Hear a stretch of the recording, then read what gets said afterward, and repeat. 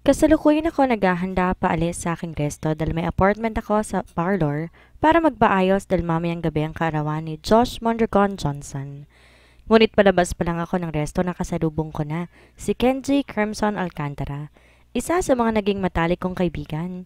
He is already a married man ngunit may problema ata to sa asawa at ang masaklap pa, habol ng habol pa to sa aking BFF na si Althea Bell. Ano na naman na masamang hangin na nagdala sa'yo rito, Mr. Dax, ha? Tanong ko rito.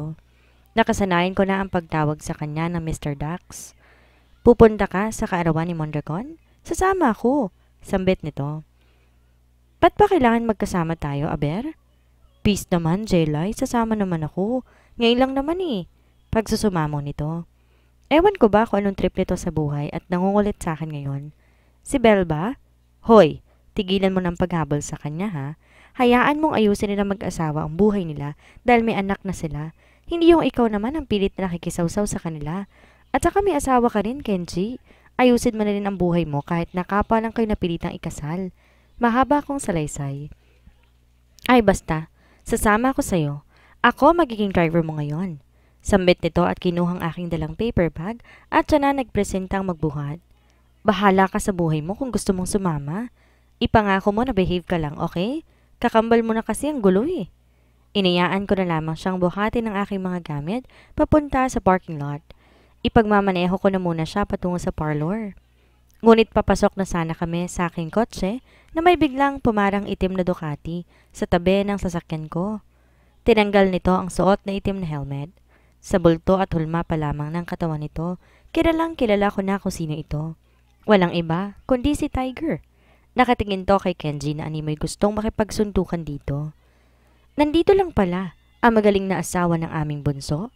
Hoy Alcantara, hindi mo pa nga inaayos ang problema mo sa kapatid ko. Nakikipagmabutihan ka na naman sa iba? Dinig kong saad nito kay Kenji. Ano bang sinasabi mo, Tay?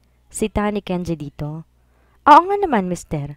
Ano ba naman na masama kung magkasama kami nitong si Kenji? Magkasama lang naglalandian na, ganun? Hay nako, dumi ng isip mo. Tsaka ayusin na ni Kenji ang problema niya sa kapatid mo, no? Damn you, lady. Ba't ka ba sumasabat sa usapan namin? Alcantara, siguraduhin mo lang ha? Dahil kung hindi, alam mo na ang kalalagyan mo. Inis na baling sa amin ni Tiger. I don't have time to speak nonsense things with you, Tiger. Seryosong saan ni Kenji.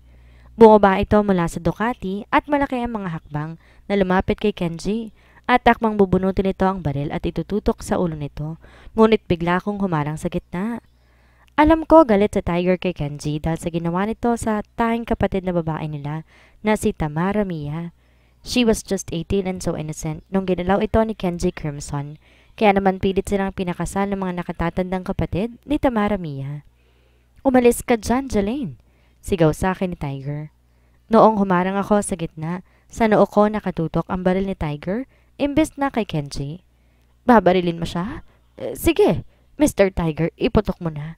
Ako na lang, wag na siya. Kaibigan ko siya at ayoko may mangyayaring masama sa kanya.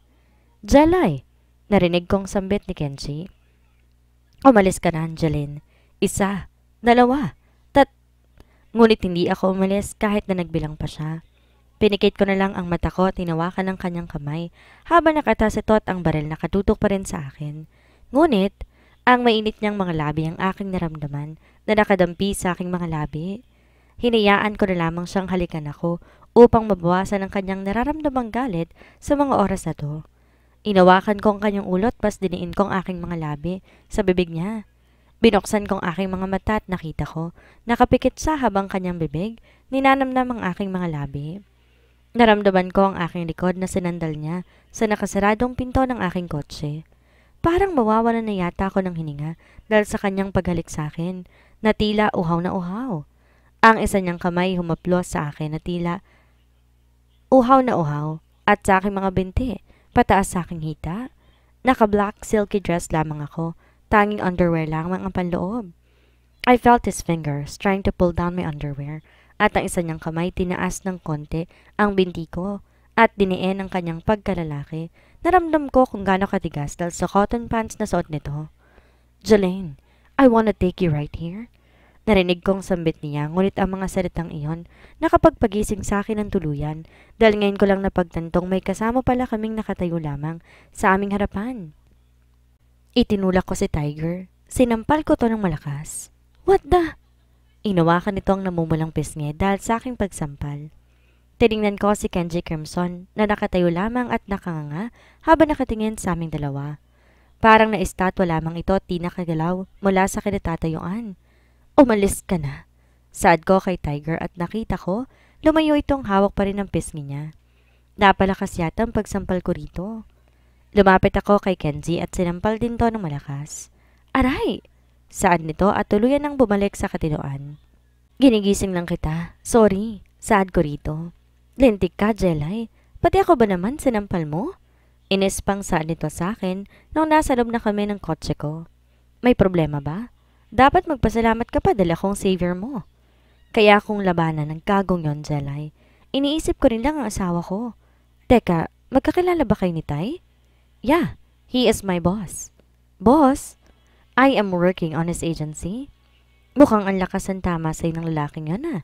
Ikaw lang nakakapagpigil sa galit niya at parang ikaw ang gamot kapag galit siya. Ay, tigilan mo ako, Kenji ha. Parang di mo rin kilala ang mga jeller.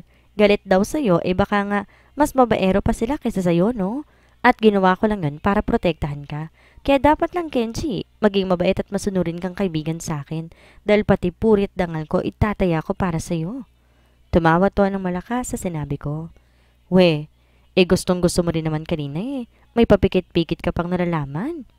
Sampal ulit, gusto mo? Alam mo, gwapo naman siya eh. Pero para may tinatagong sekreto. Isa pa ayoko sa mga mahahabang buhok. Pero kapag mahaba ang ano sa baba, gusto mo? Tukso nito sa akin. Kenji, sana hiniyaan ko na lang kaninang barilin ka ng hudlom na yon, no? Matagal ko nang alam na mahaba at mataba ang ano niya, no? Napaubo naman si Kenji sa sinabi ko. Jelay, kahit kailan, walang preno yung bibig mo. Totoo naman ah. Alin ba ang mas mahaba, sa'yo o sa kanya? Pasilip nga, Mr. Dax? Baliw ka talaga. Natawa na lamang ako sa reaksyon ni Kenji. Ipinagmaneho niya ako patungo sa parlor at nang sumapit ang alas 7 ng gabi, dumiretso na kami sa celebration ni Josh Mondragon Johnson sa mismong mansyon ng mga ito. Lahat kami may invitation na may code sa likod. Nakakamangha talaga ang mansyon ni na Josh. Isa to sa pinaka-high-tech na mansyon sa buong Pilipinas. Naka-abreachete ako sa braso ni Mr. Dax at patuloy na ibinubulong dito na dapat behave lamang siya dahil nakita ko si Althea Bell sa isang mesa at si Matt Gabby na asawa nito sa ibang mesa sa hindi kalayuan. Dahan-dahan kami naglakad patungo sa harapan kung saan naroon ang napakagwapong half-Britanyo rin na si Josh Klein Mondragon Johnson. Pinisil ko ang kamay nito na makita ang napakagandang babae na nakaangkla rito at walang iba kundi si Tamara Mia, ang asawa ni Kenji Crimson. May isang napakagandang babae na parehas din ang suot ni Mia ang nauna sa amin at muntik na tong madapa. Nakita ko na saro ni Josh ang dalaga. Parang anghel ang kagandahan nito at berde rin ang mga mata katulad ng kay Mia. Sir, hindi ba ikaw yung kasama ni isang araw ni Ate Belle dito sa mansyon? Nagtimpla pa nga ako ng kape para sa'yo, naalala mo? Narinig kong saan na magandang babae at nakangiti to habang nakatingin kay Kenji. Yeah, that's right. Maligayang kaarawan, Mondragon. Sambit ni Kenji kay Josh Klein, ngunit bakit hindi itong ngumingiti? Well, should I say thank you, Alcantara? Sagot ni Josh Klein at nagsukatan ng titig ang dalawa. Hoy, Dax. Kung magugulo ka rito, pwede ba? Lumayas ka na lang? Ikaw ang pumilit sa akin kaninang samahan mo ko, ha? Nagpa-beauty ako kanina, wag mong sirain. Josh, Mia, pasensya na kung may naligaw na baliw na German dito sa party. Sambit ko kay Kenji dahil nakita kong naniningkit ang mga mata nito habang nakatingin kay Josh. Tanya, baby, tara na. Tabi na lang tayo sa table. Hinila ng isang gwapo at makisig na lalaki ang babaeng kinausap ni Kenji kanina. Nagpaalam na muna kami at pinuntahan ko si Althea Bell na kasama si Kobe nakaupo sa mesa. Nagbeso-beso muna kaming dalawa at sinabihan ko si Kenji na maghanap na ibang upuan dahil nakita kong masama ang tingin ni Matt Gabby dito dahil siguro nakita nito si Kenji na ninakawan ng halik si Althea Bell sa labi. Pagkatapos ng seremonya at nang matapos akong kumain, nagpaalam muna ako na magpapahangin. Naiinis ako kay Kenji dahil hindi nito tinupad ang usapan namin. Kinuha ko ang 2 kopita ng alak mula sa waiter at mabilis na ininom iyon. Nakaramdam ako ng konting pagkahilo ngunit hindi ko yun ininda. Hindi ko pa ulit hinilang 2 baso ng alak na may makasalubong akong ulit na waiter at mabilis na tinungga iyon. Nagpalingaling nga ako sa paligid at nang makita ko ang isang madilim na cottage sa tabi ng pool, pumasok ako doon. Gusto ko na munang mapag-isa. Umupo ako sa malapad na upuan na nasa loob ng cottage. Napahawak ako sa pose ng kawayan dahil parang hilong-hilo na talaga ako. Parang umiikot na ang aking kapaligiran. Uminom pa di naman pala kaya. Muntik na akong tumalon nang marinig ang pamilyar na boses sa aking harapan. Madilim ang paligid. Hindi ko alam dahil may kasama pala ako nakaupo sa cottage na yon. Nagugulat ka ba? Para kang multo pasulpot-sulpot. Mahina akong sambit. Lumapit ito sa akin at naramdaman ko. Hinawakan ito ang aking magkabilang braso. Nanggugulat? Iba ako kung manggulat ang tao. Bigla akong nanghahalik. Ay, pesting halik na yan. Di naman marunong. Really? Is it an insult or a challenge? Itlog mo. Challenge mo yung ano mo. Di ko mapigilang sambitin. Buong lakas niya akong binuhat at pasan ako sa kanyang balikat. Ganito nga ba talaga to nakalakas at parang ang gaan-gaan ko lamang para sa kanya? Ibaba mo nga ako, maligno ka? Sigaw ko habang sinusuntok ang likuran nito. Ngunit hindi ito natinag sa pagsuntok ko rito. Iniinsulto mo ako lagi Pwes, ipapakilala kita sa maligno ko ngayon. Binuksan itong isang kwarto na nasa likod ng cottage at namangha ako sa ganda ng kwarto. Kahit nanghihina at nahihilo ko, alam ko, napakaganda ng kwartong yon. Inihagis niya ako sa malaking kama at nakita kong nilak niya ang pinto gamit ang kanyang thumb. Well, you can't escape, Jelaine. Putulin mo muna mga daliri ko bago mo buksan ang pinto. Nakabukas ang ilaw at napatili ako na isa-isa nitong iniles ang bawat saplot nito sa katawan. Wala ako nakitang pangit sa katawan nito. He is so perfect. At lalong-lalo pa nung hinubad nito ang pinakawaling saplot nito at parang nawala yatang pagkahilo ko dahil tumambad sa akin ang kanyang galit na sandata na mas dumoble pa yata ang laki na makita niya akong titig na titig dito. Your turn, baby. Kinubawan niya ako at para kong lantang gulay nang isa-isa niyang hinubad ang aking suot. Ang sexy mo. Sambit niya tuloy nang bumaba ang kanyang labi at inilapat sa aking nakaawang bibig.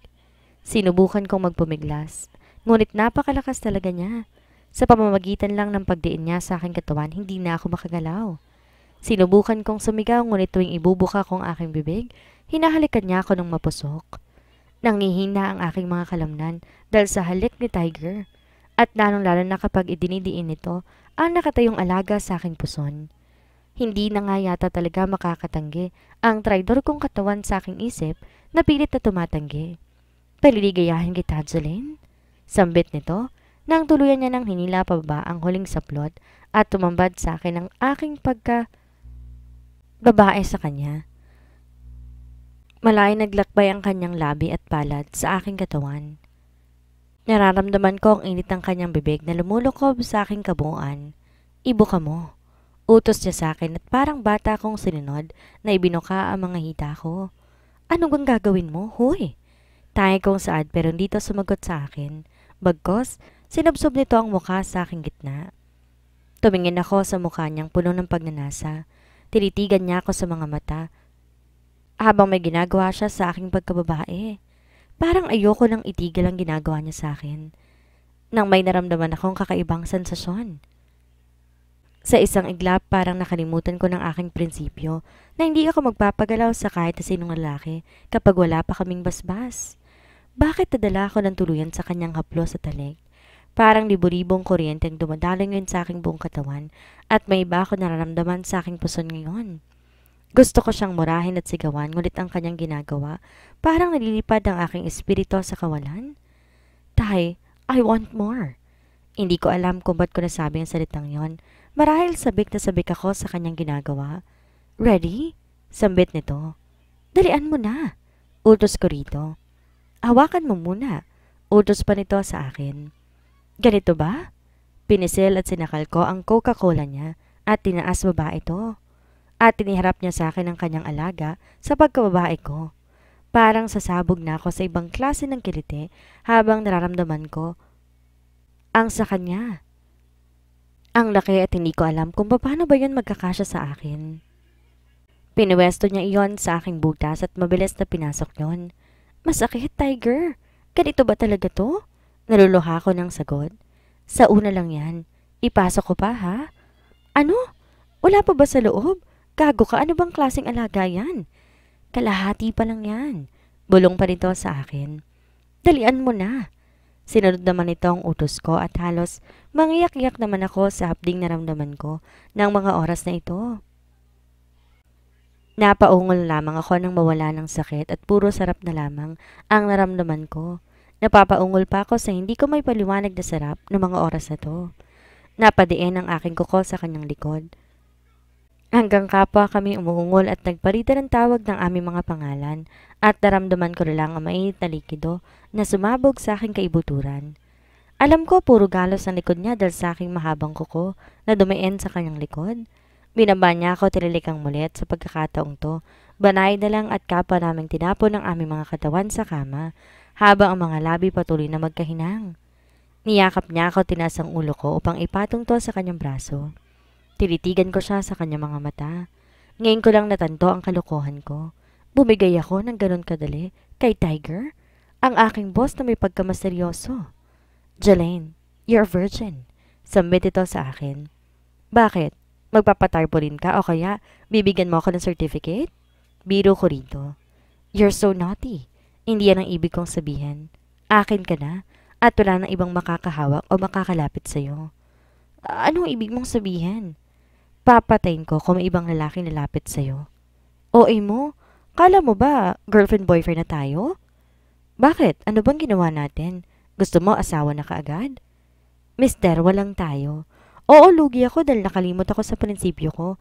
Pero I don't think sapat nang nangyari sa atin ngayon para italin natin ang sarili sa isa't isa. Tingnan mo ang nangyari sa kapatid mo at kay Kenji, di ba? Okay lang sa'yo? Bale wala lang sa'yong nawala ang nangyari sa atin? Oo, at huwag kang mag-alala, hindi ako hahabol sa'yo. Matigas kong saad at nagpanggap akong tutulog na, pero gising na gising ang diwa ko. Kilala ko ang mga jeller. Mga babaero sila at ayoko maging tulad ng mga ibang babae dyan, nahahabol at magmamakaawa. Kilala ko sila pero mas kilala ko ang sarili ko. Matapang ako at alam kong kaya kong aking sarili. Niyakap ko siya. Marami na ako mga nabasang nobela tungkol sa babaeng parehas ng kalagayan ko. Pero iibahin ko ang kwento ko sa kanila. I will not run after the man who had me first. Kinabukasan, mabigat pa rin ang katawan ko. Ngunit pilit akong bumangon para pumasok sa trabaho. Hating gabi na ako nakauwi dahil may hindi inaasang pangyayari ang naganap na may kinalaman sa bunsong kapatid ni Tiger na si Tamara Mia at may kinalaman din si Kenji dito. Na makarating sa agency na pasabak na ako kaagad sa trabaho at si Leon ang aking model. Napakagat labi ako na isa-isa kong kunan to na litrato. He is really a perfect model. Hindi ko maiwasang malungkot habang iniisip ang nangyari kagabi. Ano pa nga bang magagawa ko? Nangyari nang dapat mangyari kahit wala nang panahon pa para magluksa ako sa aking iniingatang puri na tinangay na isang bastardong hudlom. Okay, next shot na Miss Jelaine. Kunan mo si Leon na naka-underwear lang. Napanunok ako sa sinabi ng photoshoot director na si Wally. Nakita kong pumasok ulit si Leon sa malit na kwarto at nang lumabas ito, mas dumoble pa ang laki. Ang laki ng mata ko. Dahil naka-underwear lang ito, di talaga maikakaila na may alaga din tong sobrang dax. Hindi ko tuloy alam kung saan ko itututok ang camera ko dahil bigla akong pinagpawisan ng malapot. Kahit sino ba naman hindi mapakali kapag ganito kagwapong nilalang ang halos nakahubad sa iyong harapan. Ngunit nang itaas kong aking camera, biglang dumilim ang lens sa aking harapan.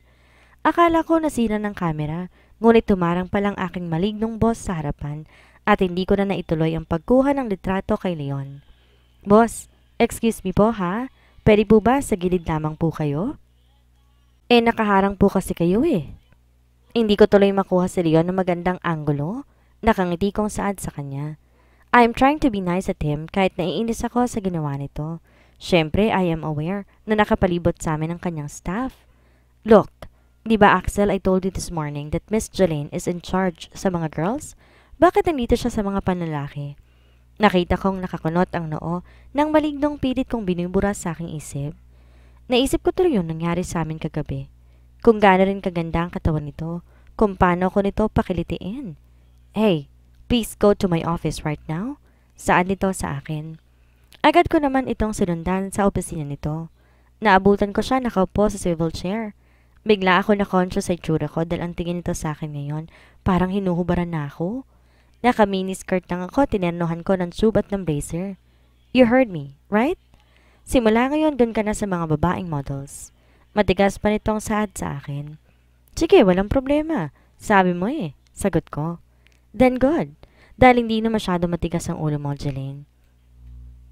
Isang malaking Coca-Cola lang pala ang katapat dyan sa bunganga mo. Pwede ba? Mr. Malignong Ermitanyo, huwag mo na ipalala sa akin ang nangyari kagabi. Pinagsisiyan ko yon dahil sa katangahan ko lang. Kaya nangyaring bagay na yon, no? Huwag kang feeler dyan. Irap ko sa kanya. Wow!